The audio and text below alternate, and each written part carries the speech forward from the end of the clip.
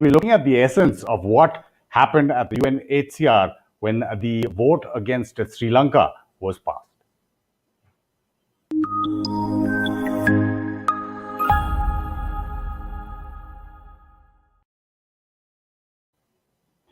Joining us from the capital is Ambassador Dilip Sinha. He's been India's ex-envoy, permanent representative, and ambassador extraordinaire at the UN mission in Geneva. Ambassador Sinha, welcome to StratNews, and thank you so much for your time. Thank you, Amitabh. Good to be with you on the show. And we also joined for a Sri Lankan perspective from Colombo by Jamila Husain. She's the deputy editor of the Daily Mirror, has been following developments both in Sri Lanka, in Geneva, and in Delhi very closely. Jamila, thank you for your time. I know how busy you are. You're coming to us from your office, I believe. Yes, thank you, Amitabh. It's been a very busy day, a very happening day here in Colombo. So looking forward to talking with you. Absolutely, it's our pleasure. Ambassador Sinha, I mean, since you would have been in the forefront of what happened, and you were, if I'm not wrong, when India abstained, the ones that it abstained, right, in 2013, could you just explain very simply for those who don't know what happened, what would really have happened today? This resolution was tabled by primarily the Western countries. The resolution this time was slightly different, although it was a fairly strong resolution from the one in 2014 in which we had abstained. The resolution in 2014 had provided for an international investigation. And that became the red line for us at that time, because we have always maintained that in human rights, you have to have a cooperative approach.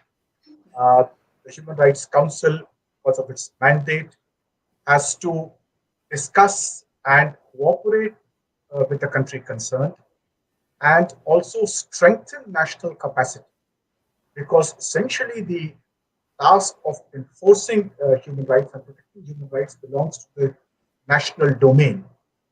And that is what the Human Rights Council needs to strengthen. And that's what the mandate of the Human Rights Council is. So in 2014, the fact that there was an international investigation mandated, it didn't meet that. It went beyond that requirement, and to our mind, it was a violation of the mandate of the Human Rights Council. Therefore, we abstained. But we abstained and we didn't oppose, because we were in agreement with the substance of the resolution. The fact that there have been human rights violations, and the Sri Lankan government needs to take action for domestically to ensure that there is accountability, there is reconciliation, that the human rights of the Tamils are protected. All that action needs to be taken. And the earlier two resolutions, that was years before that, 2013 and 2012, those resolutions had called upon the Sri Lankan government to take that action. And since that action had not been taken by the Sri Lankan government, that required that third resolution. But since, as I said, that resolution went beyond the scope and the mandate of the Human Rights Council, we decided to abstain on it. And I feel that this is precisely the same thinking that has happened this time in the resolution. And we can discuss that as well. Sure. So you agree, I mean, India agrees with the substance, but there's something else that stopped us from either voting for or against. Jamila, like you're saying, a very busy day and you were following it extremely closely. India's abstention, that was among most of us expected, but is that seen as a good sign in Colombo? The government. Well, we, like you very correctly said, we were expecting India to abstain from voting. I mean, if India had voted against the resolution, it would have been seen as a miracle. So just a short while ago, the foreign minister, he spoke to journalists in capital Colombo, where he thanked India, and he also thanked other countries, Japan, and those who had abstained from voting, stating that the fact that they have not voted for the resolution shows that they are also indirectly against this resolution. And which is why, because they cannot be too vocal against the Western powers, they abstain. So it is something which we were expecting from the very beginning, where India is concerned. But the government is taking it with a very open mind, and so will the public. You're giving us some news. It's coming straight from Colombo, from the horse's mouth. The Foreign Minister Gunawardene has welcomed the abstentions, including from India and Japan. Before I come back to you for more on the lead up to the vote, the reasons for different The votes, and primary responsibility India-Sri of the Lanka ties, I just want to play out India's First Secretary Pawan Kumar Bade, who spoke just before the vote on India's stand. states for the promotion and protection of human rights and constructive international dialogue and cooperation guided by the principles and purposes of the UN Charter in support of such efforts. As an immediate neighbor, India has contributed to the relief, resettlement, rehabilitation, and reconstruction process in Sri Lanka after 2009. Our development assistance has focused on the restoration of livelihoods and economic revival, especially in Sri Lanka's northern and eastern provinces. Madam President, India's approach to the question of human rights in Sri Lanka is guided by two fundamental considerations. One is a support to the Tamils of Sri Lanka for equality, justice, dignity, and peace. The other is in ensuring the unity, stability, and territorial integrity of Sri Lanka. We have always believed that these two goals are mutually supportive, and Sri Lanka's progress is best assured by simultaneously addressing both objectives. India supports the call by the international community for the government of Sri Lanka to fulfill its commitments on the devolution of political authority, including through the early holding of elections for provincial councils, and to ensure that all provincial councils are able to operate effectively in accordance with the 13th Amendment to the Sri Lankan Constitution. At the same time, we believe that the work of OHCHR should be in conformity with the mandate given by the relevant resolutions of the UN General Assembly.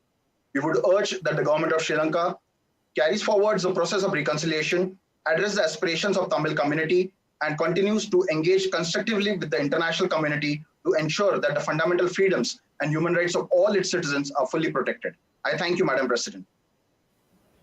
Ambassador, what you were saying, maybe you agree with India agrees with the spirit of it, but there are other issues. Those two pillars that were talked about are the same, what Ambassador Indramani Pandey had, I think on 25th of February when India issued a statement, those two pillars, which is sovereignty of Sri Lanka and the Tamil issues, and they're not separate. So how do you read India doing what it has done today, Ambassador, especially when April 6th, there are elections in Tamil Nadu, and we've seen a lot of rhetoric from both sides in Sri Lanka as well as in Tamil Nadu? Well, yes, the election in Tamil Nadu is naturally a very important event taking place in India.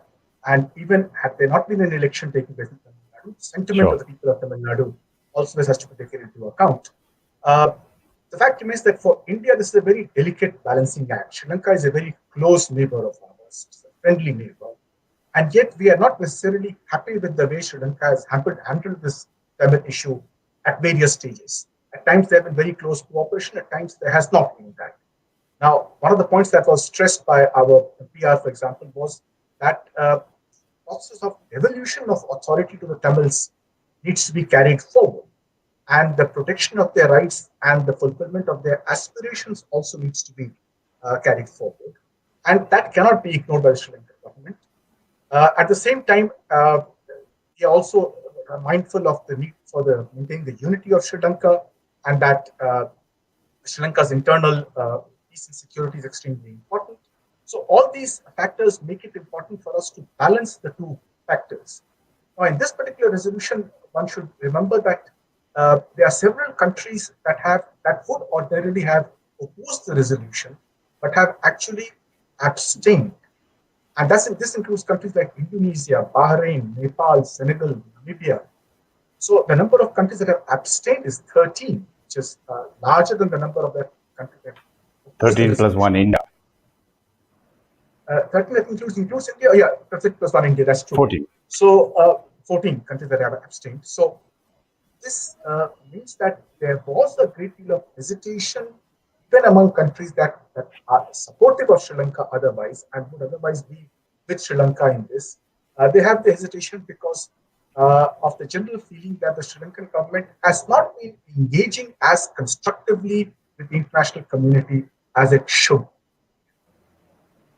Mr. Hussain, you want to take that, not engaging the international community as it should. Also, the issue of devolution of the provincial elections and minority rights in Sri Lanka, which have come up of late quite a lot.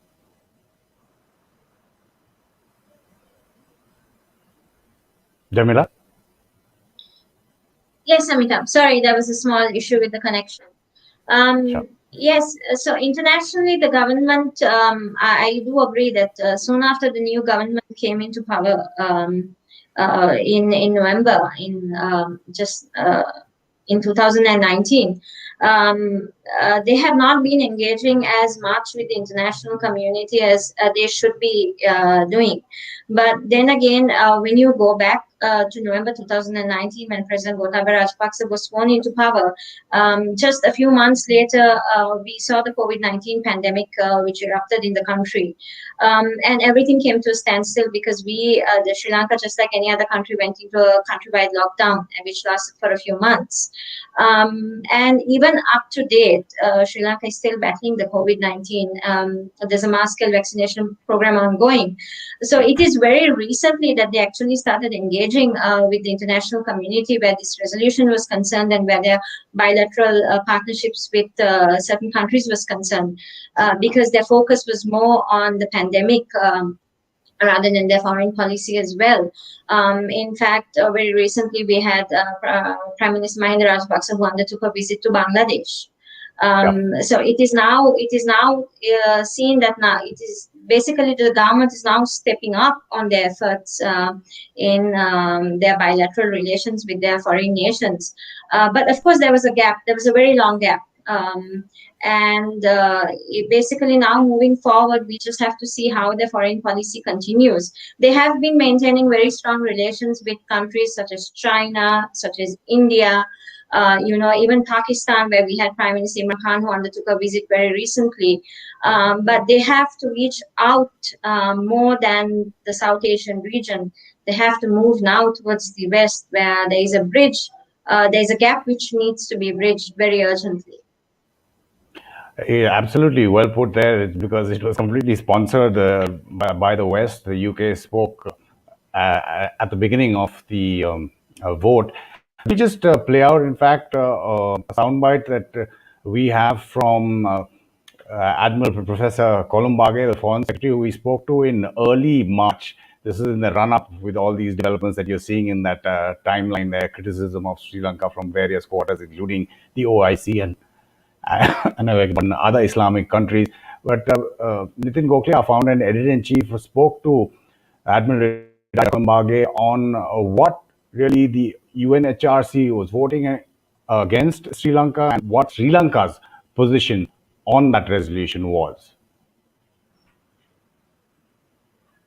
Reject the High Commissioner's report. It is biased, unsubstantiated, unrealistic, because no one really visited the Sri Lanka during the last year, and it was a desktop report, of course, maybe from some shadow reporting going from here and the Tamil diaspora, certain segment of diaspora pressure. So this report is unrealistic, very biased and very unfair, right? This is not fair for a self-respecting, independent, sovereign nation.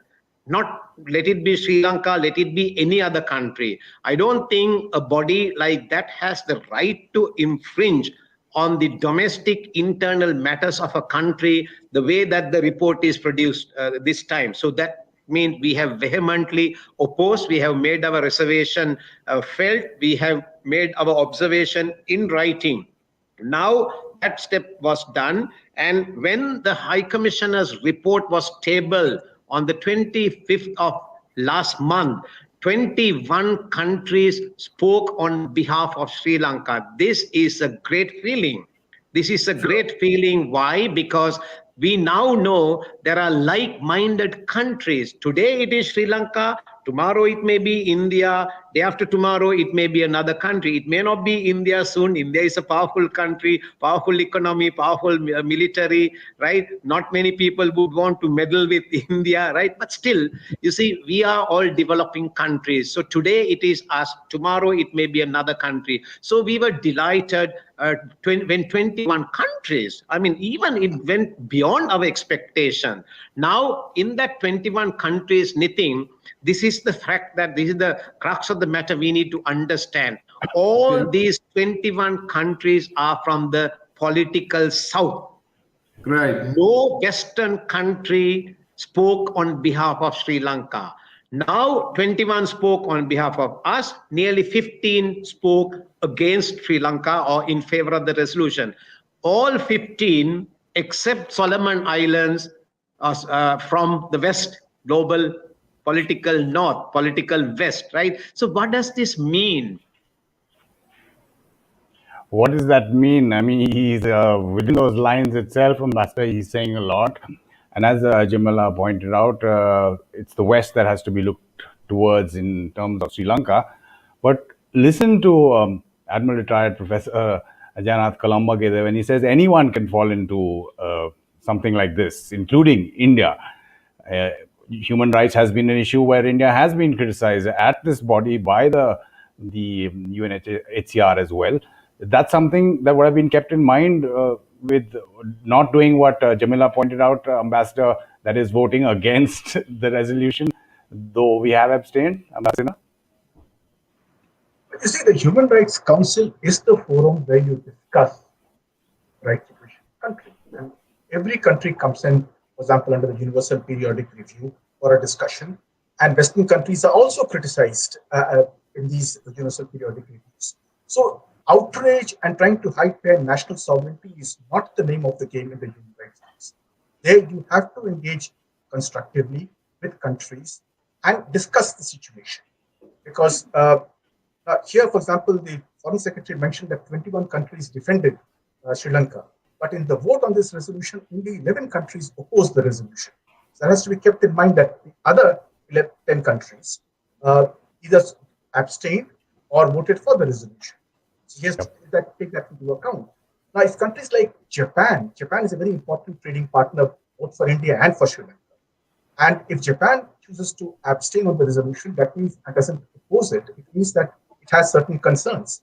And I would think that a country like Sri Lanka should engage with Japan on issues like this. Indonesia, for example, is another neighboring country with which country should engage. So this engagement process, of course, Jamila was correct in saying that because of this COVID, there has been difficulty in this. But there were situations earlier when, for example, when the investigating team went down to, when the HRC had mandated the investigation. The Sri Lankan government did not cooperate with that. I would have thought that they should have cooperated because it is better to cooperate and take advantage of that of the engagement than to hide behind national sovereignty. It doesn't help Sri Lanka's cause today to be associated with countries like China and Pakistan, whose human rights record globally is not looked upon with great admiration by other countries. So to be found in their camp does not help the cause of Sri Lanka. Because we know that Sri Lanka has done a lot for the rights of Sri Lanka. Has worked on devolution. It has come to agreements. It is a democratic country, and that's been recognized even by the High Commissioner for Human Rights. But it needs to go further and not, as I said, hide behind national sovereignty. Sri Lanka, in fact, has signed and ratified more human rights agreements, the basic core agreements, than India has, which means that Sri Lanka's commitment to human rights is much greater in terms of acceptance of international human rights limits than even India's. So it must live up to that commitment. Ms. Husain, do you really see it with both the Rajpaksas in power actually happening in terms of what does this vote mean to Sri Lanka? As one viewer, Monu, asked, what does it mean that the UNHRC Lanka vote has been passed or adopted? See, basically, the government was expecting this resolution to be passed when it was spoken about.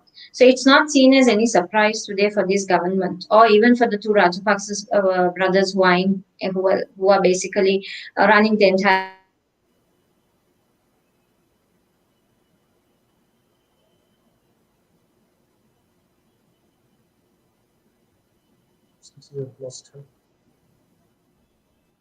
I think we've lost Jamila. Just as soon as she comes back, we'll go back to her. Ambassador, now, I mean, when you look at the run-up, there's a lot of issues between India and Sri Lanka, the East Container, West Container Terminal, imbroglio, and the Adanis, etc. There was a talk, I think, on the 14th or the 13th between Prime Minister Modi and the top leadership in Sri Lanka.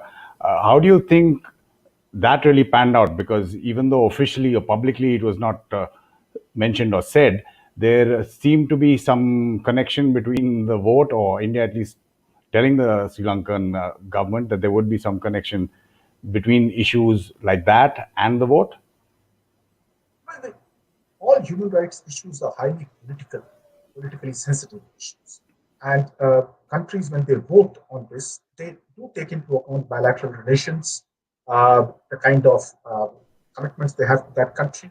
So, keeping that in mind, obviously, India will ensure that its relations with Sri Lanka should not get compromised or damaged in any way. Nor should the security or unity of Sri Lanka be compromised in any way.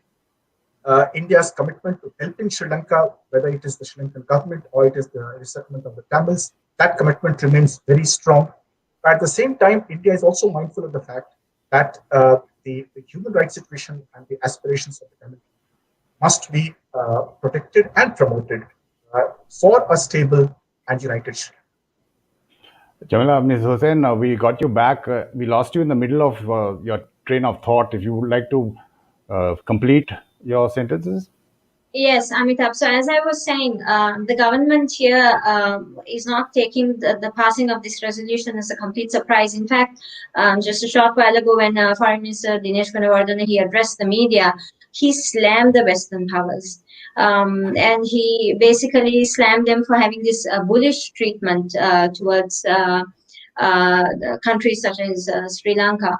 And he also made it very clear that despite this resolution being passed, they're not going to implement it. They're not going to implement any of the draft proposals which have been mentioned in that resolution.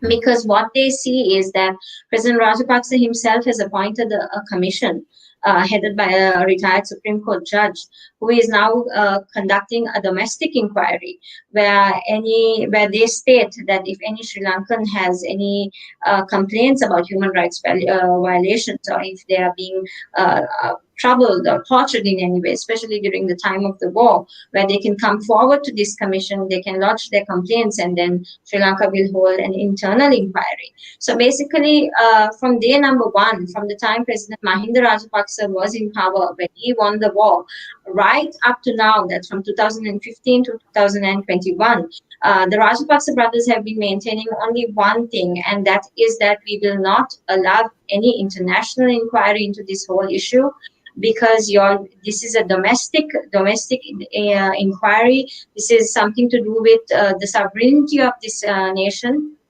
which is why they will continue to conduct it under their terms and conditions. And right now, their terms and conditions are calling for a domestic inquiry. So we are not going to be seeing this government actually implementing anything which is said in the draft proposals. We're seeing actually pictures, segments of both the Chinese and the Pakistanis before the vote, and India's turn was taken by the first secretary, Abstains. This is the process of voting. But pretty interesting to watch the whole process. It's on Zoom, it's virtually voting, and there's a whole procedure laid out, and checks and balances of how representatives could actually vote. But on the question of India, again, when Nitin Gokhale, our founder and editor-in-chief, spoke to the country of Sri Lanka, Colombo, on the 4th of March, he asked him what Sri Lanka's expectations of India at this vote were. This is what Professor Colombo had to say.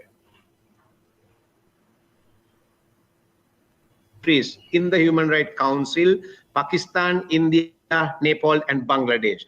Pakistan is supporting us big time, no two words about it. The other three countries, India, Nepal, and Bangladesh, Nepal supported us in the talk, in the discussion. Bangladesh decided to stay away. India decided to stay away, not really stay away. They made a comment, but it was not in favor of Sri Lanka. So right now, our sincere hope is that India will support Sri Lanka in this hour of need. In fact, Nitin, the first letter my president wrote to the outside leaders was to the Narendra Modi ji, right? And first meeting he had was with the Indian High Commissioner in Colombo and requested support for our effort. So therefore, we are very much hopeful. And I was following, things very closely. Indian Foreign Minister is talking about the world is one family.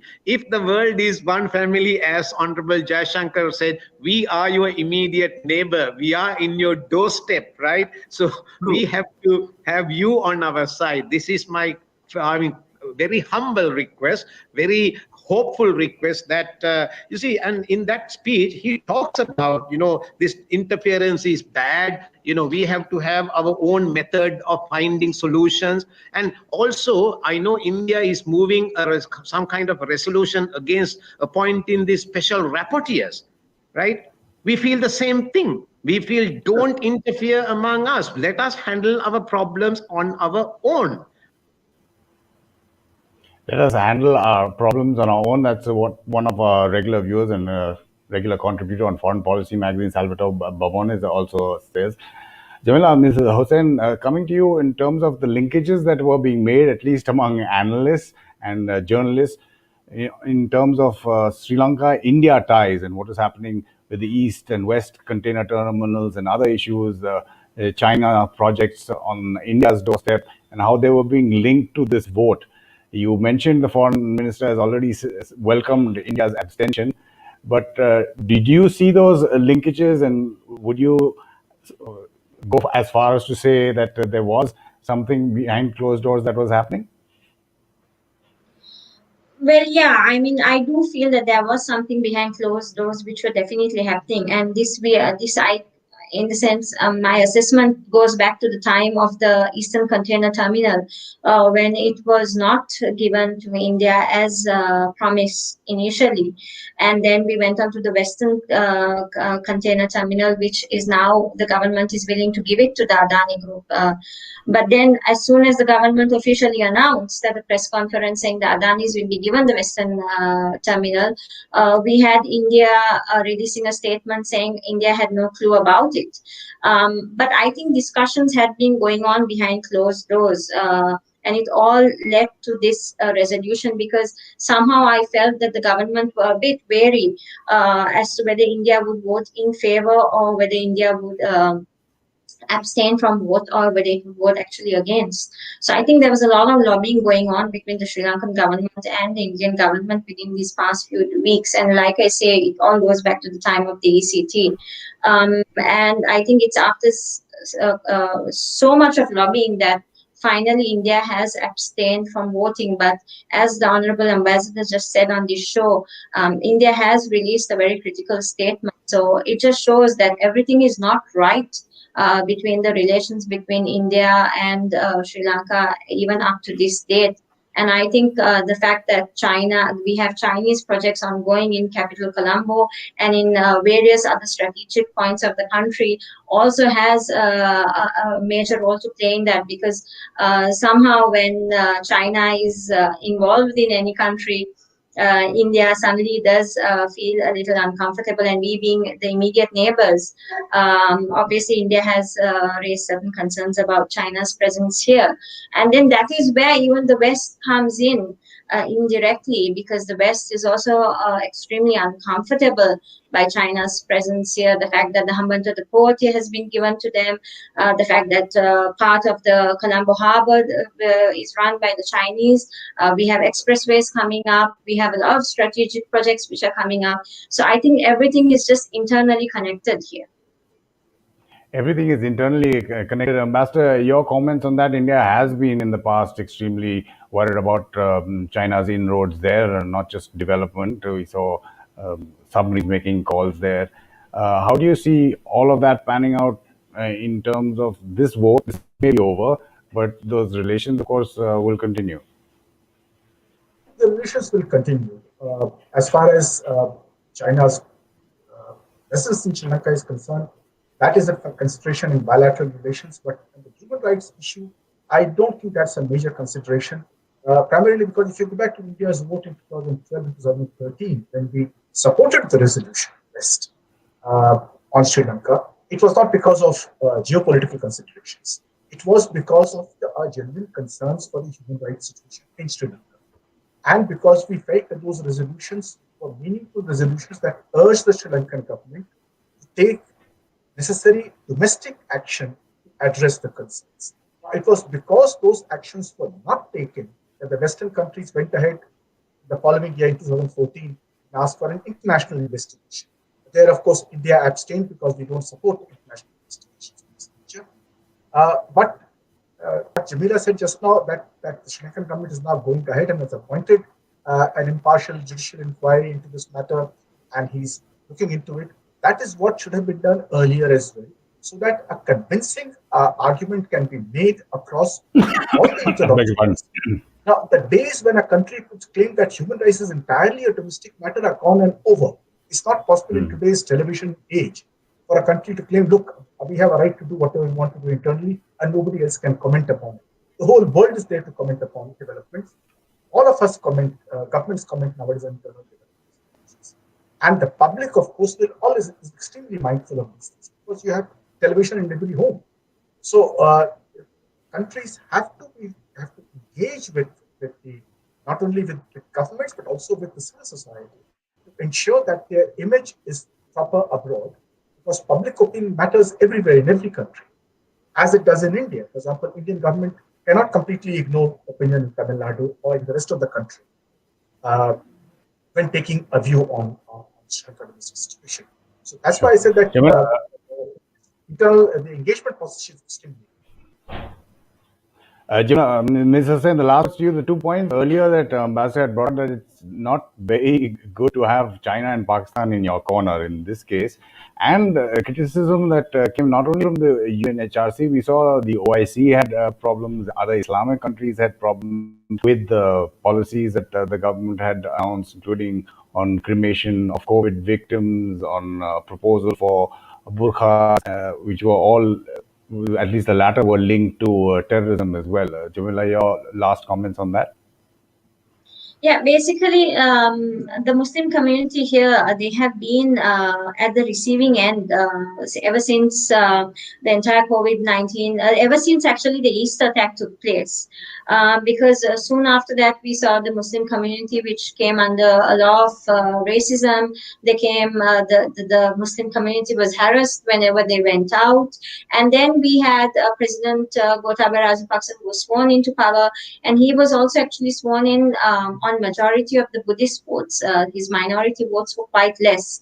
And then we had the COVID-19 pandemic, which erupted, and Sri Lanka was actually the only country which forcefully cremated the Muslim COVID-19 deaths. And that went on for a staggering 333 days. And within those 333 days, we had quite a number of bodies, Muslim bodies, which were cremated, which obviously goes against Islamic rights. And then as soon as that ban was revoked, and when the burial rights were granted, we had one of the ministers, a very powerful minister, who came out and who said that now the face coverings would be banned, the burqa would be banned, the niqab would be banned. And this was also once again seen as another blow to the Muslim community. But then they linked it back to the Easter terror attacks, stating that this had something to do with the national security and had nothing to do with a religious community. Now, when I spoke to the minister myself, a day after he announced the ban, what he told me is that this is not something which is implemented by this government, but this is something which was proposed by the former government soon after the attacks. And the commission, I think, referring to the Easter bombing. Yes, the presidential commission, which was, appointed. So we had prominent Muslim ministers at that time who were on that commission as well. And what the minister told me is that it is at that time, it was their proposal, and it is not a proposal by this government. However, nonetheless, soon after the forced cremations, we had the burqa ban, the niqab ban, which is yet to be implemented. So obviously, the OIC countries, the Muslim countries are seeing this because these concerns have been raised with these countries, which is why basically, like I say, again, we are linking it back to the UNHRC vote, where we had only 2 Muslim countries who voted against it and the others abstained. Now, just a day before this vote was taken, we had Prime Minister Rajapaksa, who even telephoned the deputy of the Prime Minister Rajapaksa, who telephoned the Deputy King of Bahrain, and we had President Rajapaksa, who spoke to the Secretary General of the OIC countries. But But I guess the most they could do was getting them to abstain, but not voting against it.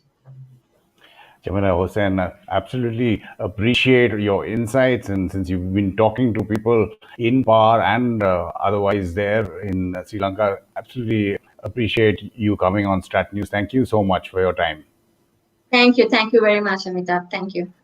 And Ambassador Sinha, I enjoyed having you on StratNews Global for the first time, and with the UN being such a vast rubric and your experience being even further than that, I'm sure we'll have you, if you have the time, in future as well. Thank you, Amitabh. I'd love to be around.